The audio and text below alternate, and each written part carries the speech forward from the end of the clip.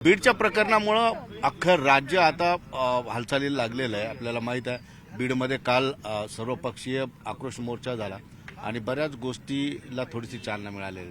मात्र या प्रकरणाला खऱ्या अर्थाने कलाटणी भेटली ते अंजली दमानिया यांच्या एंट्रीमुळे। कारण अंजली दमानिया यांनी जे व्हिडिओ ट्विट केले ते जनतेपर्यंत पोहोचले आणि एक वेगळी खळबळ निर्माण झाली। माझ्यासोबत अंजली दमानिया या ठिकाणी आहेत, त्या तथ्य शोधन आंदोलन या ठिकाणी करतात। ताई, मला एकंदरीतच घडामोडीवर प्रश्नच नाही विचारायचे, परंतु जे काही तुम्ही फोटो व्हिडिओ ट्विट केले बंदुकीसोबत फायर करताना मोठमोठे तलवारी असतील, चाकू सुरे घेऊन असतील, काय वाटतं ही मानसिकता काय असेल? काय करायचं या लोकांना, काय दाखवायचंय आणि असं दाखवून काय उद्दिष्ट सफल करायचं? कसं आहे की हा खूप सुंदर प्रश्न तुम्ही विचारला की मला त्याच्यातनं ज्या गोष्टी बाहेर काढायच्या त्या या आहेत की राजकारणाचं आता गुन्हेगारीकरण हे मोठ्या प्रमाणावर चाललंय पूर्ण राज्यात। तर जे लोक राजकारणात येत आहेत ते आपली दहशत निर्माण करत आहेत। अगदी छोट्या छोट्या पंचायतीपासून ज्या निवडणुका लढण्यात येतात त्याच्यात पैसा पुरवणं, आपापले पॅनल लावणं, सरपंच आपला निवडून आणणं, कारण सरपंच बरंच काही करू शकतो गावागावात। तर हा जो प्रकार चाललाय झेडपीचे यांचे प्रत्येक ठिकाणी आपापली लोक आणून, एवढंच नाही तर पोलीस बाकीच्या यंत्रणा इथे एकाच समाजाची माणसं आणून हे जे करणं चाललंय हे लोकशाही नाही आणि याच्या विरुद्ध आता सगळ्यांनी मिळून आवाज उचलायला हवा। आता दहशत करून काय साध्य होणार? तर कुठेही जो माणूस आज पिस्तुलाचं फायरिंग करतो ते फायरिंग कशासाठी करतो की त्याचा दबदबा निर्माण व्हावा, तिथल्या लोकांवर त्याची दहशत निर्माण व्हावी की तो म्हणेल ती पूर्व दिशा, तिथल्या लोकांनी जे तो म्हणेल ते ऐकायचं, तो म्हणेल तसं वागायचं, त्याच्या बाहेर वागलात तर तुमची खैर नाही। हे जे आहे ना ते जर थांबवायचं असेल तर ह्या सगळ्या गुन्हेगारीकरणाविरुद्ध आवाज उठवायला हवा आणि लढायला हवं। ताई, मी थोडंसं वेगळा प्रश्न विचारतो की जंगलामध्ये जनावरं मार्किंग करून ठेवतात आपल्या एरियाची, त्यामध्ये दुसऱ्यांनी येऊ नये तो त्यांचा उद्देश असतो। बीडमध्ये तसंच जंगल राजा थोडक्यात म्हणजे थोडक्यात तुम्हाला असं म्हणायचंय का की हे राजकारणी सगळे जनावर आहेत म्हणजे त्यांचं हो ना, तर प्रश्नातच उत्तर आहे आणि खरं तर तसंच होताना दिसतंय। त्यांनी आपापली मोठी टोळी गँग बनवल्यासारखं झालंय। म्हणूनच मी कालच्या एका इंटरव्ह्यूमध्ये म्हटलं जर अब्दुल कलाम सारखे नेते असतील तर मुलांना सायंटिस्ट व्हावं असं वाटेल, जर वाजपेयीसारखे नेते असतील तर विजनरी नेत्यांकडे बघून आपण विजनरी व्हावं, देशाची सेवा करावी असं त्यांना वाटेल।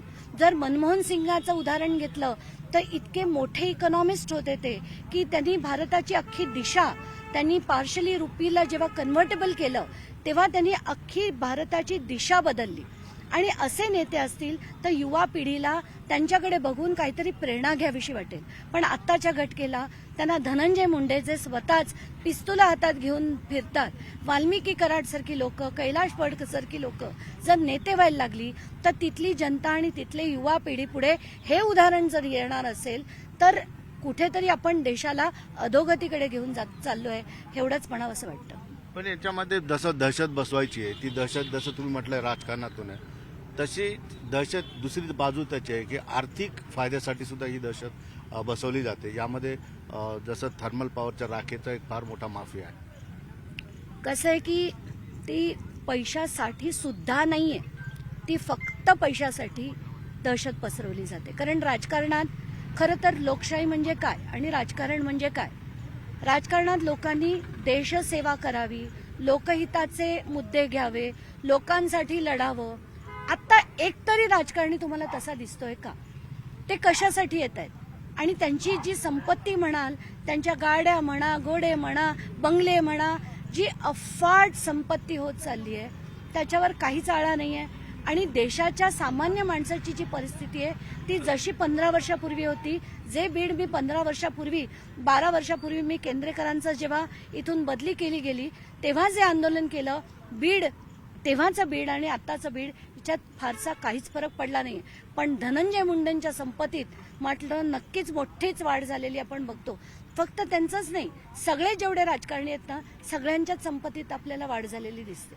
ताई, माझा प्रश्न तुम्हाला कदाचित आवडणार नाही, परंतु तुम्ही इथं आल्यामुळे काय फरक पडणार? मी अशा आशावादी पत्रकार आहे की एक व्यक्तीने जरी प्रयत्न केला तर काहीही होऊ शकतं. तुमच्या इथे येण्यामुळं काय होणार आहे? कारण तुम्ही सांगताय की सगळे गब्बर नेते आहेत, आर्थिकदृष्ट्या सबळ आहेत, सगळ्या गोष्टी, आणि तुम्ही एक छोट्याशा कार्यकर्ता, तुमच्यामुळे काय फरक पडणार? माझा प्रयत्न करणं हे कर्तव्य माझं आहे.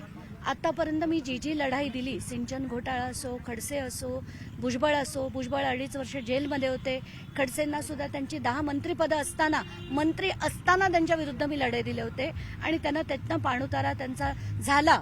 पण मला असं वाटतं की आपण ताकदीने आणि विचाराने, बुद्धीने लढलो तर बरंच काही एकटे जरी असलं ना तरी आपण साध्य करू शकू. निश्चितपणे आपण या ठिकाणी बघितलं की मी जो शेवटचा प्रश्न त्यांना भीतच विचारला की तुम्ही इथं बसल्यामुळं किंवा तुम्ही हे सगळं केल्यामुळं काय फरक पडणार आहे, पण एक जरी व्यक्ती जागृत झाली ना, त्या व्यक्तीने इतिहास बदललेला हे सुद्धा आपण विसरता कामा नये. सचिन हंटासह सिद्धार्थ गोदाम, न्यूज 18 लोकमत, बीड.